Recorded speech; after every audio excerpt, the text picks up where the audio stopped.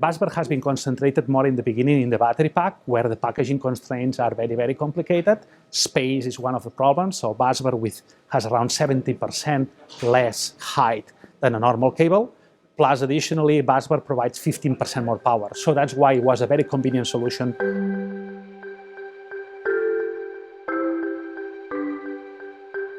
One of the technical elements is how to pack all the power needs of the car.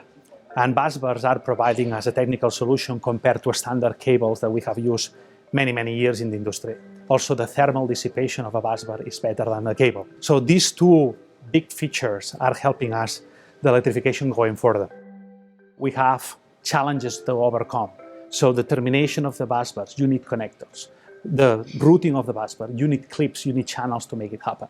So basically, Busbars has been now the center of a system that creates a technical solution to the car.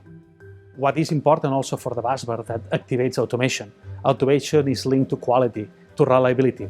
That's part of also what is this constellation of requirements that electrification will give. So fast charging is becoming also one of the challenges that we have here, and inlets are requiring more and more current. That's why Busbar, in the other side, in the back side of the inlet, provides this solution due to this additional power that you can manage, due to this additional packaging that is helping, due to this additional automation activation that Busbars is providing to you, helps you to achieve the needs of that. Again, there are requirements that we need to challenge. Here, requirements in terms of shielding, in terms of sealing, in terms of mechanical needs. And the only way to overcome these challenges is to have this know-how as a system. We are a company that produces connectors, we produce clips, we produce channels, we produce cable, we produce busbars, we produce harnesses. As a system, we are resolving the different kind of challenges that are overcoming here.